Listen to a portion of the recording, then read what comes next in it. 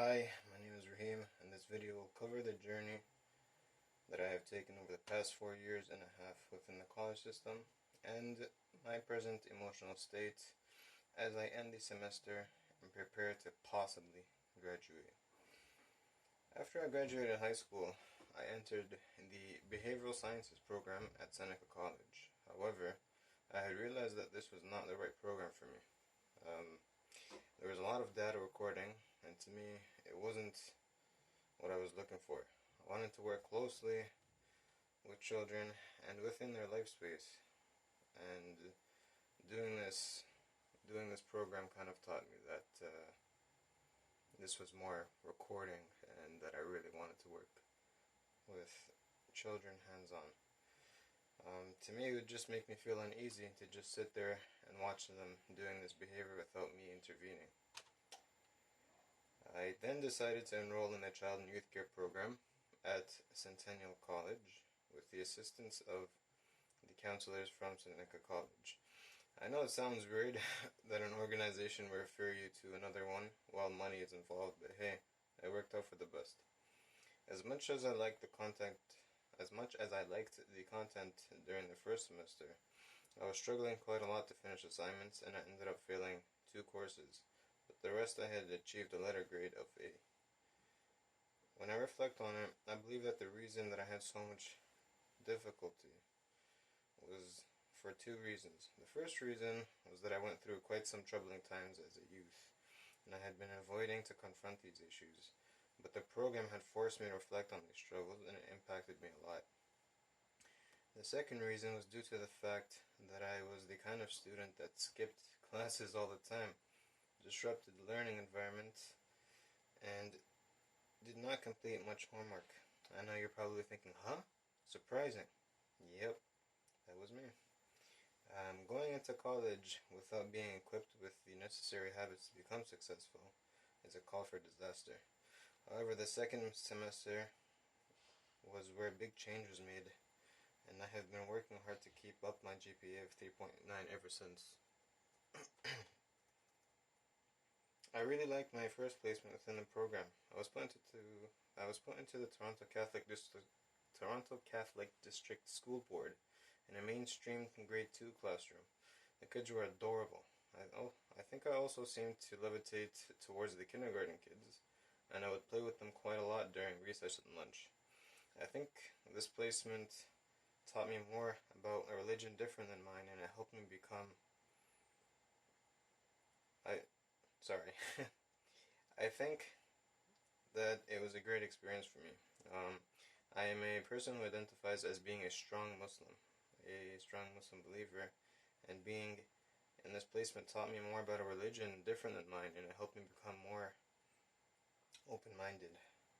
What I learned from the courses I took within the college taught me that many times there will be teachers and adults who do not have a strength-based language.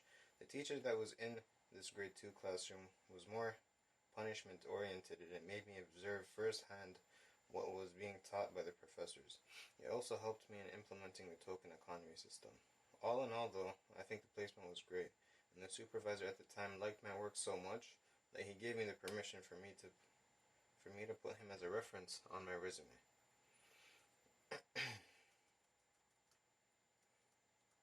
As great as this year was, the year after was quite difficult. There were several classes that were very early in the morning, and I definitely am not a morning person.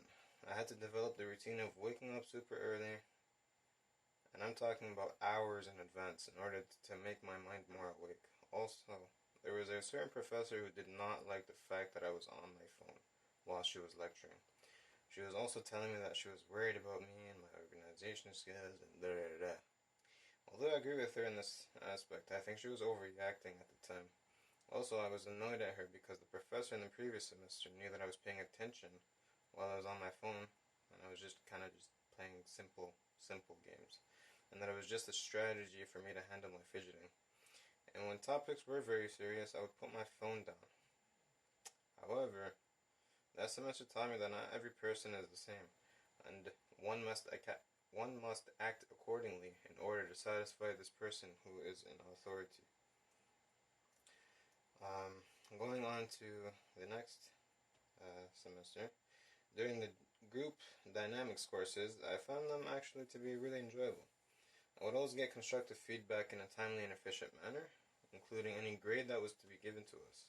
I also really liked it as it was very hands-on, which made me realize even more that my interests lie in anything that requires, well, hands-on work. However, I had made the decision to be in a group that was to work together throughout the whole semester, just because there was a girl that I found cute. Yeah, I know. I said cute, and I know that it was a very shallow move, but whatever. The group was very dysfunctional, and it made me work even harder. What's funny is that this again forced me to utilize the concepts that were taught in class in order to produce good work. I had to step outside of my comfort zone and be very direct with the way I felt and what I thought should be done at this point of time. It taught me that no matter what personal feelings are, it should never disrupt professionalism. Now, in relation to the stresses of the college system, I utilized the Calcs resource and was registered within that center. I would book an appointment with a counselor when I found things to be too stressful to handle, and I would also utilize the space for extra time on tests and exams. I was also able to receive an accommodations letter, which actually really helped me with communication and academic aspects. It made me have to speak with professors and relate to them that I have a diagnosis, and it also gave me an extra time that I needed to finish tasks. I also had a psychiatrist outside of the college that assisted me with the medical aspect. In terms of self-care, it mostly included exercise and maintaining a healthy diet. However, during this current year, this specific year from September until now, I kind of learned something that was something of a revelation to me. Self-care is not necessarily a specific action. Rather, it can also be a way that a person reframes negative situations and pulls the positivity out of it. It can also be things that just generally make someone feel better, like interacting and going out with my friends. I also feel that the professors in this program, and especially the success advisor, well, professors as well, have been key figures in my success. Now then, to the crisis part. I think the dreadful part of this whole video. The crisis that I'm going through is situational, and I say this because it is an issue that occurs beyond the norm. After working so hard, so hard to achieve the marks that I have within this program, and taking an extra year, there's a possibility that I might have to do a whole year again, or just some extra months. Either way, this is not what I want happening, because I was looking forward to graduating and finally being proud of myself for having completed this milestone in my life. I was experiencing emotional neglect from September until March, and it really affected me.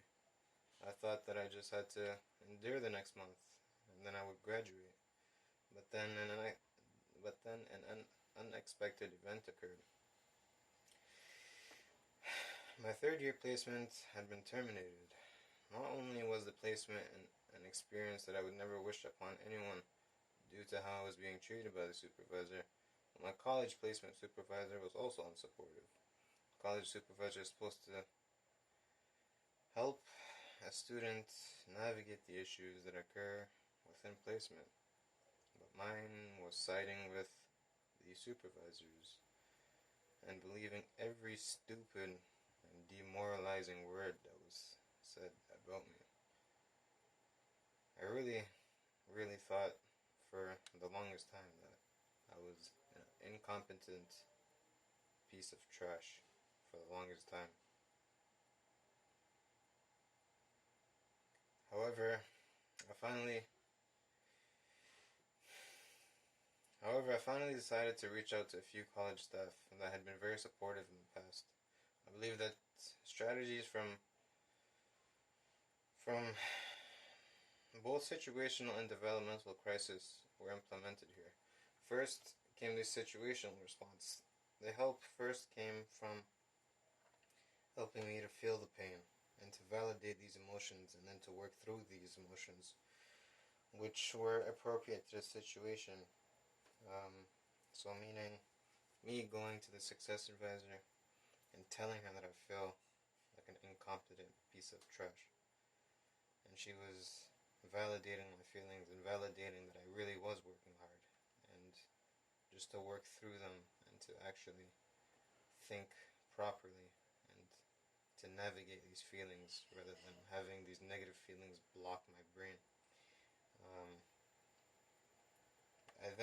and in this way, I started to resolve the crisis. In terms of developmental crisis, the next step was having the courage to face the situation and overcome it. Um, which this kind of means this is what it is. I began to fill out the field placement manual in order to have concrete evidence of what was accomplished in placement, and I had to make sure that I was as honest as I can be without lying or letting feelings of hatred, absolute hatred, affect anything. After months of being told to speak with the chair of the program, I finally decided, or not being told to speak, but being advised to speak if I really feel like I was being treated unjustly. And then I finally decided that it was best that I go through this step instead of just accepting the situation as it is. I composed an email and had my support person review it to make sure that it was accurate before sending.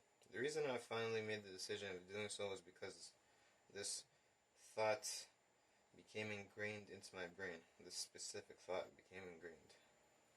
If I'm unable to advocate for myself in a time of need, in a time of real need, how will I do this with children and youth that I am working with?